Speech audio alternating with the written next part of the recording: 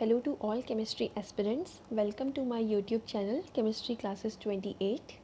In this channel, I'll be posting videos related to the preparation of chemistry based competitive exams such as NET, GATE, JAM and many other exams. तो सबसे पहले हम जो topic start करने जा रहे हैं यहाँ पे वो केमिकल काइनेटिक्स है।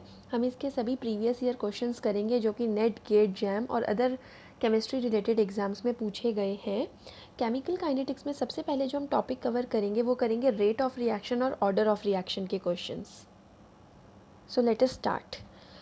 तो जो ये पहला क्वेश्चन है ये गेट 1997 में पूछा गया है। जो इसमें रिएक्शन गिवन है वो है 2A + B gives C + 2D।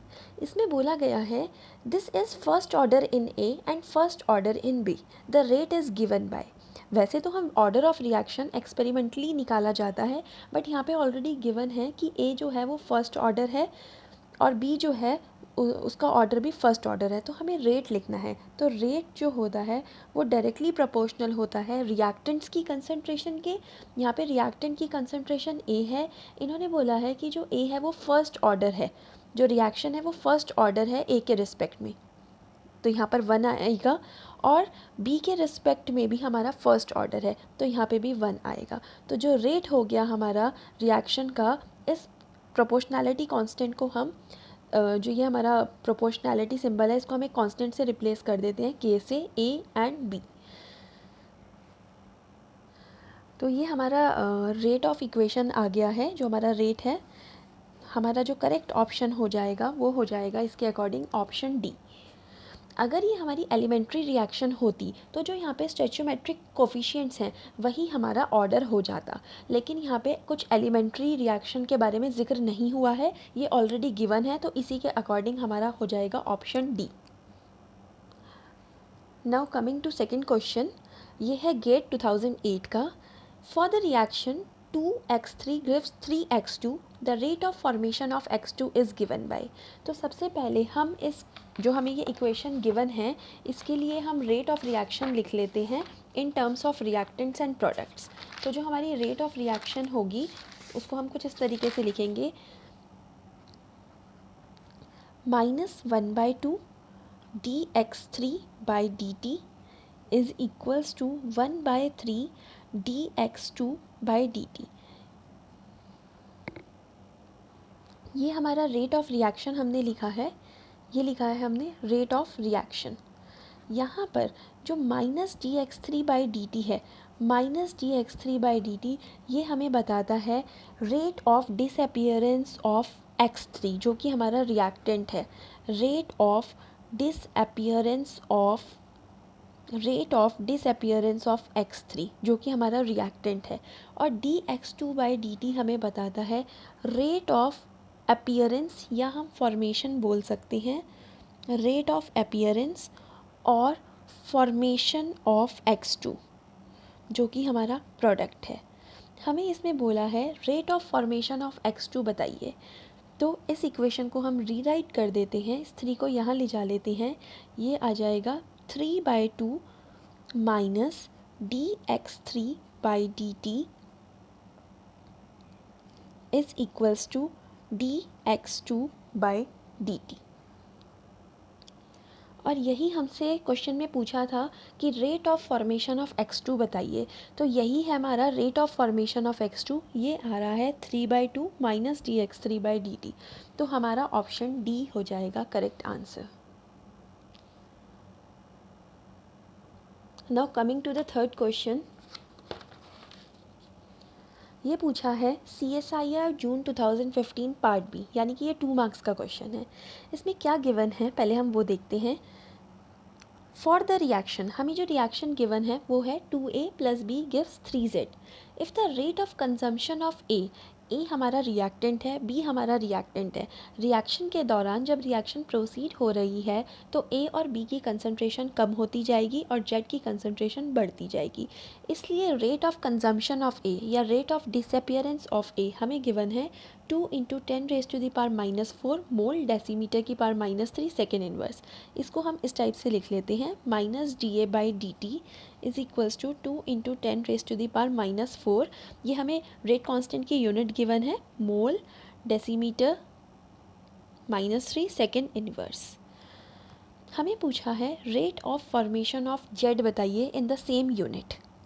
ये हमें गिवन है rate of formation of Z that is dz/dt हमसे पूछा गया है। सबसे पहले हम रिएक्शन को देखते हुए रेट ऑफ रिएक्शन का एक्सप्रेशन लिख लेते हैं। रेट ऑफ रिएक्शन, इसको हम लिखेंगे -1/2 dA/dt is equals to minus dB/dt is equals to 1/3 dZ/dt। हमें -dA/dt गिवन है, तो हम इन दोनों को इक्वेट कर लेते हैं साथ में।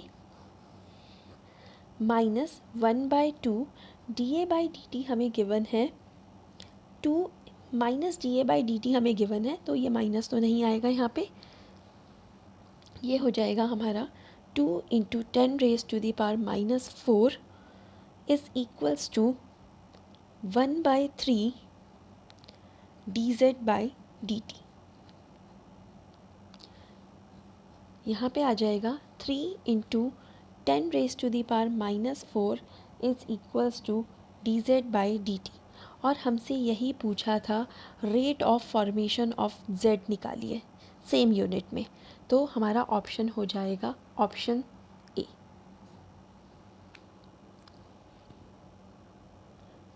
Now coming to the fourth question, ये गेट 1995 में पूछा गया है।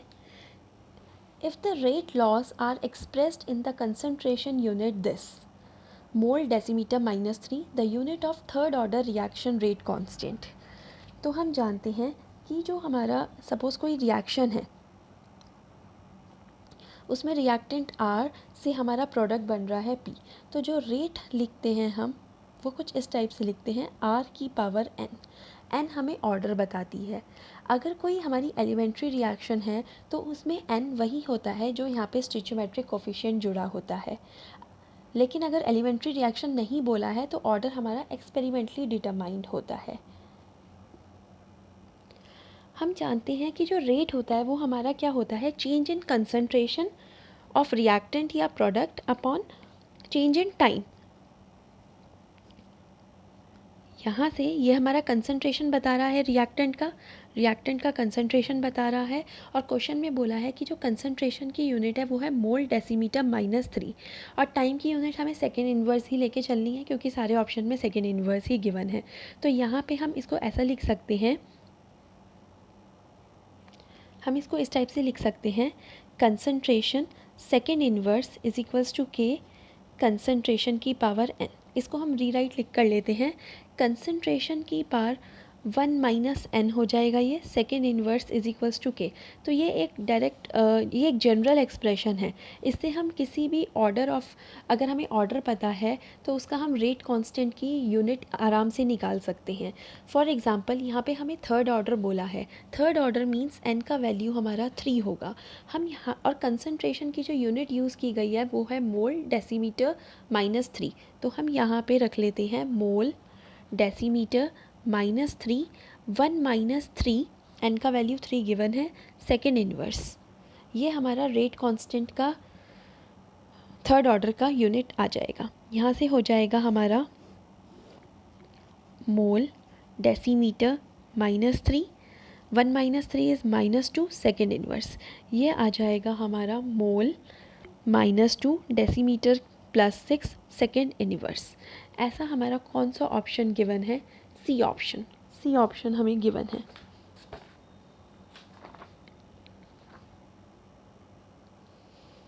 आगे बढ़ते हैं क्वेश्चन नंबर 5 की तरफ। ये क्वेश्चन नंबर 5 है, कुछ उसी से ही रिलेटेड है जैसा अभी हमने क्वेश्चन नंबर 4 किया है। ये गेट 2007 में पूछा है। इसमें क्या पूछा है हमसे, the value of rate constant for the gas face reaction this reaction given है इज दिस। रेट कांस्टेंट की वैल्यू हमें गिवन है, के हमें गिवन है 38 decimetre cube mole inverse second inverse. हमसे पूछा है इसमें ऑर्डर ऑफ रिएक्शन बताइए, ऑर्डर हमें बताना है।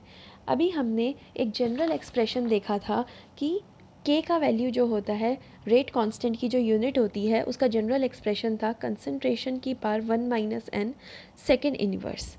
यहाँ पर हम ऑप्शन रखकर देख सकते हैं कि ये यूनिट किस में बन रही है।